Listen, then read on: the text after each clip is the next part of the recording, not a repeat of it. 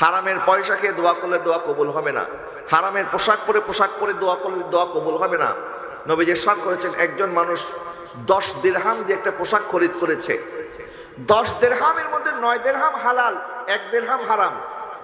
এই 1 দিরহাম হারাম হওয়ার কারণে এই 9 দিরহাম যেটা হালাল উপার্জন করে খরচ করে পোশাক পরেছেন, এটার মধ্যে 1 দিরহাম হারাম থাকার কারণে এই পোশাক পরে ইবাদত করলে ইবাদত কবুল হবে না। যারা বলে না নাউজুবিল্লাহ। তাহলে হালাল উপার্জনের চেষ্টা করা, আল্লাহকে রাজি করার জন্য, খুশি করার জন্য।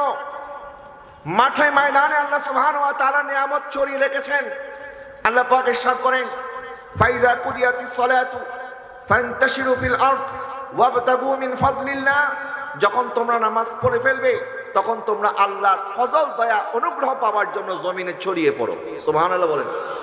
আল্লাহ বলে নাই তোমরা ফজর থেকে বসে থাকো জোহর পর্যন্ত মসজিদের মধ্যে, কোথাও যাওয়া দরকার নাই, এখানে বসে বসে আল্লাহ আল্লাহ জিকির করো। আল্লাহ পাক বলছেন, নামাজ পড়া হয়ে গেছে, বাস নামাজ পড়েছো, আমি আল্লাহর জমিনে ছুটে বেড়াও। আল্লাহ পাক তোমার জন্য জমিনের মধ্যে অসংখ্য নিয়ামত রেখেছেন। এই পৃথিবীর মধ্যে রিজিকের কোনো অভাব নাই, শুধুমাত্র আমাদেরকে একটু চেষ্টা করতে হবে। সৃষ্টি করেছেন কে? বলেন না, রিজিকের মালিক কে? আপনার আর আমার কাজ হচ্ছে চেষ্টা করে যাওয়া। আমি আর আপনি যদি ঘরে বসে থাকি, ঘরে বসে থাকলে আল্লাহ রিজিক দিতে পারে, এই দেওয়ার ক্ষমতা আল্লাহ আছে না নাই? আছে। কিন্তু আমাদেরকে তো ঘরে বসে থাকার জন্য আল্লাহ পাক বলে নাই। আল্লাহ পাক আমাদেরকে ঘরে বসে থাকার জন্য সৃষ্টি করে নাই। আল্লাহ সুবহানাহু ওয়া তাআলা ইরশাদ করেন, ওয়াজআলনান নাহারা মাআশা। আমি তোমাদের জন্য দিন সৃষ্টি করেছি, তোমরা আহরণ করো। দিনের সূর্যের আলো তোমাদের জন্য সৃষ্টি করেছি, বৃষ্টির পানি তোমাদের জন্য সৃষ্টি করেছি, নদী নালা তোমাদের জন্য সৃষ্টি করেছি।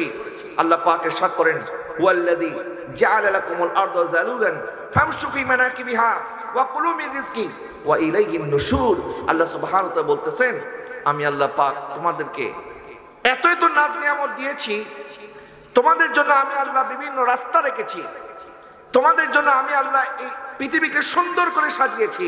তোমরা সেখান থেকে হালাল উপার্জন করো এবং হালাল বক্ষণ করো। এই সমস্ত নাজ এবং নিয়ামত আল্লাহ পাক আমাদের জন্য বানিয়েছেন। সুবহানাল্লাহ বলেন। কিন্তু কিছু মানুষ, আমরা আশরাফুল মাখলুকাত হওয়ার পরেও কিছু মানুষ সূর্যের পূজা করে। এরকম পৃথিবীর মধ্যে মানুষ আছে না? কেউ চাঁদের পূজা করে, কেউ গরু গাধার পূজা করে, কেউ চতুষ্পদ জন্তুর পূজা করে। অথচ আল্লাহ সুবহানাহু ওয়া তাআলা এই সমস্ত জিনিস সৃষ্টি করেছেন উম্মতে মুহাম্মদের জন্য। সুবহানাল্লাহ বলেন। শুধু উম্মতে মুহাম্মদই নয়, আল্লাহ পাকের এই সৃষ্টি জগতের মধ্যে মানুষ হচ্ছে আশরাফুল মাখলুকাত।